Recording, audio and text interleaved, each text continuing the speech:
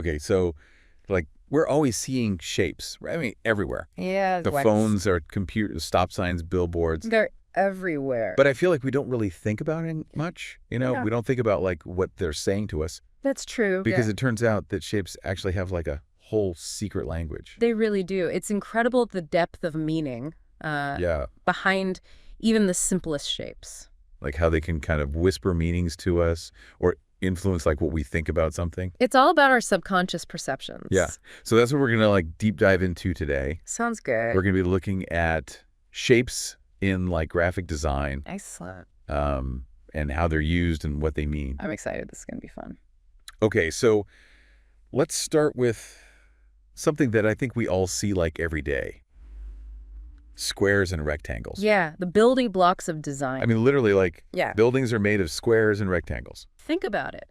Doors, windows, books, our screens, it's like we're surrounded by these right angles. They're like the backbone of the visual world. Exactly. They represent stability, order, structure. It's almost like we're hardwired to find comfort in them. We are.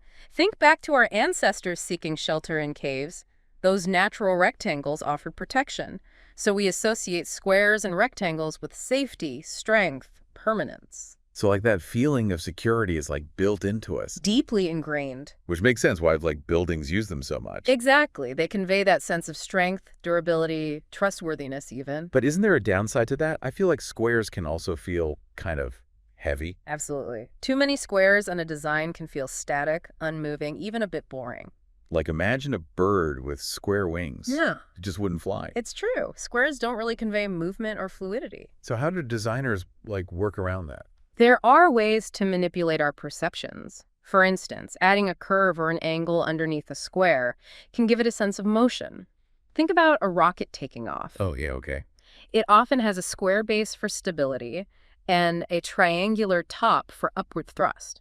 So it's like they're tricking our eyes into seeing movement even though the square is still like grounded. Exactly. Clever design is all about playing with these perceptions. Okay, so speaking of shapes that feel a little more dynamic, let's talk about triangles. Ah, yes, the most energetic shape. I always seem to like grab your attention right away. They do. Triangles are inherently dynamic. They represent action, movement, direction, but their meaning can change a lot depending on how they're oriented. Oh yeah, up or down. Exactly. An upward pointing triangle, it often symbolizes strength, stability, aspiration. Okay, so like mountains. Yes, mountains, arrows reaching for the sky. Think of the pyramids. They're not just tombs, they're monuments pointing towards the heavens. So like when a company uses an upward triangle in their logo, it's like they're saying, hey, we're going places. Precisely. It conveys a sense of progress, growth, ambition. But then flip that triangle upside down. And it becomes a whole different story. Like it suddenly feels kind of dangerous. Right. It's unstable, defying gravity. Think about warning signs, hazard symbols. They often use downward pointing triangles to grab your attention and say, hey, be careful. It's amazing how much a simple flip can like change the whole vibe. It's all about how we instinctively respond to these shapes. Okay, so we've talked about squares, rectangles, triangles. Now let's switch gears to something a bit more chill. Circles. Ah, yes, the circle. The universal symbol of Wholeness. wholeness, unity, completion, harmony. They just feel so like organic and welcoming, right? Exactly. Circles have a natural flow to them. It's no wonder they're found everywhere in nature. The sun, the moon, the planets, ripples in water circles are all around us. They represent that eternal cycle, that interconnectedness of everything. Which is why many cultures have used the circle to represent those concepts for centuries.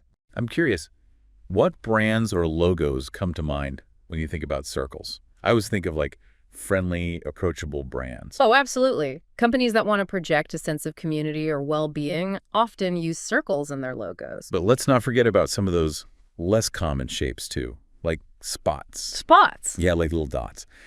I feel like they don't get as much attention, but they definitely can add something unique to a design.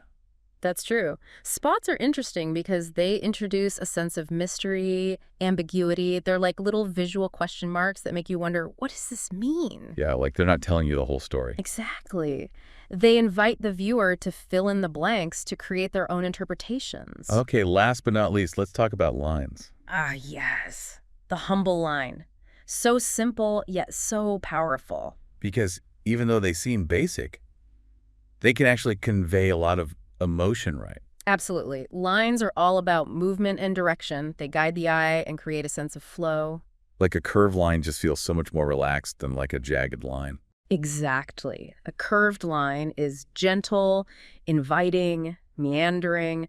A jagged line is sharp, energetic, even aggressive. It's like the difference in your body language when you're calm versus when you're feeling tense. Oh yeah, totally. Your posture, your gestures, they reflect the same principles of line and shape. It's amazing how much emotion a simple line can communicate. It's true. And the more lines you add, the more intense the feeling becomes. Think about a calm stream versus a raging river. Or a gentle breeze turning into a hurricane. Exactly. Lines can be used to create emphasis, rhythm, a sense of depth and dimensionality. They're the unsung heroes of design. So we've learned all about these shapes and what they mean, but like, how can we actually use this knowledge in our everyday lives? That's the fun part. Now that you're aware of this hidden language of shapes, start paying attention to how they're used all around you. Look at logos, advertisements, even the architecture of buildings. Like, do you see them differently now? Do you notice any patterns or deliberate choices that the designers made? Once you start looking, you'll be amazed by how much richer your visual experience becomes. It's like we've been given a secret decoder ring to the visual world. Now we can actually understand what all those shapes are trying to tell us. And who knows, maybe this knowledge will even inspire you to use shapes in your own creative work. Yeah, like if you're designing a logo or a website or even just doodling in your notebook. Exactly. The possibilities are endless. So go out there and explore the fascinating world of shapes. You might be surprised by what you discover.